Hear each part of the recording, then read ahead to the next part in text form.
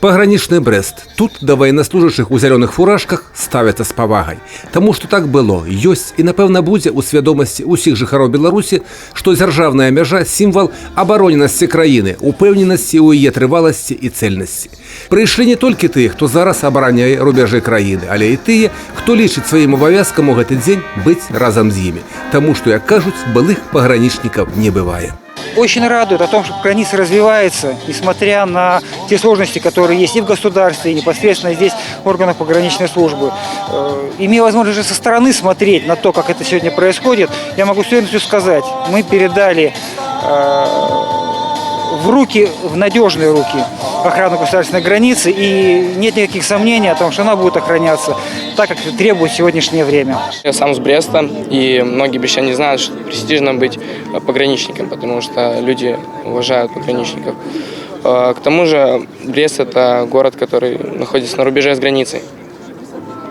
И мой осознанный выбор состоял в том, чтобы пойти на границу. Я очень горд, что попал в Брестский пограничный отряд.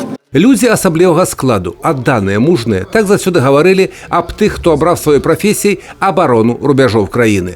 Аб гэтым гаварылася і на ўрачыстасцях у гонар юбілейнай даты, якія прайшлі ў Брэсцкім абласным драматычным тэатры. Сярод ганаровых гасцей старшыня дзяржаўнага пагранічнага камітэта Беларусі Анатоль Лапо, старшыня Брэсцкага аблвыканкама Анатоль Ліс, кіраўніцтва абласной і гарадской выканаўчай улады, прадстаўнікі праваахоўных структур. Сегодня наше суверенное государство, оно тем и отличается, что у нас есть символы государства, значит, флаг, гимн, граница – это основные символы, армия.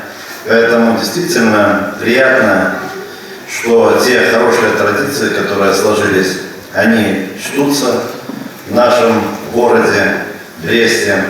И в канун тысячелетия пограничники также они вложили немалый вклад в то историческое наследие, которое прошел наш город за эти тысячи лет. Былі і заслужаныя ўзнагароды, таму што ахоўваць рубяжы і непарушнасць дзяржаўнай мяжы – пачэсны абавязак. За истекший год Брестская пограничная группа задержала порядка 172 нарушителей государственной границы. Из 26 стран 430 килограмм наркотических средств. Значит, 7 каналов нелегальной миграции произошло на участке пограничной группы. Соответственно, исходя из этих результатов, мы можем выйти на те перспективы, которые есть. Это, во-первых, укрепление украинского направления, устройство сигнализационных комплексов, рубежей основных инженерных сооружений, модернизация сигнализационных комплексов на западном направлении, ну и, соответственно, развитие в техническом плане. Это и беспилотные летательные аппараты новые придут, и усовершенствование того вооружения, которое на сегодняшний момент есть в Брестской пограничной группе. Закончыліся ўрачыстыя мерапрыемствы святочным канцэртам з удзелам самадзейных артыстаў. Юрый Печур, Тыгран Акапян, тэлерадыёкампанія «Брэст».